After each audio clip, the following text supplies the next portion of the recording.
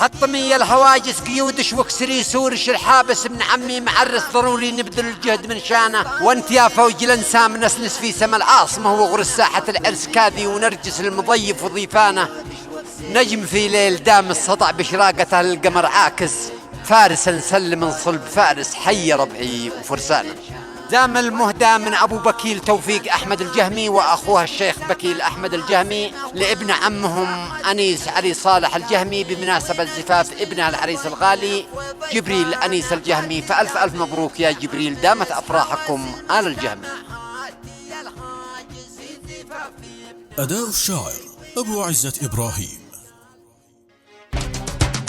حطمي الهواجس قيودش واكسري سورش الحابس ابن عمي معرس ضروري نبذل الجهد من شانه. حطمي الهواجس قيودش واكسري سورش الحابس ابن عمي معرس ضروري نبذل الجهد من شانه. وانت يا فوجي الانسام نسنس في سما العاصمه وغرس ساحه العرس كاذي ونرجس للمضيف وضيفانه. هاتي زامل يا حمس حواس المستمع هاتي الحاجز في زفاف ابن عمي ونفس لوعات القلب واشجانه. نجمي في ليل دام السطع بشراقته للقمر عاكس فارس نسلم من صلب فارس حي ربعي وفرسانه. يعني سنت عطر المجالس ريح البال واستأنس بقرباك العشاوس بن الجهمي محازيم مليانه. محزمي للمتارس معبايه وجه الزمن عابس جيش ماله منافس تهيج الارض لها يتركان. يا انيسان عطر المجالس ريح البال واستأنس بقرباك العشاوس بن الجهمي محازيم مليانه. يا انيسان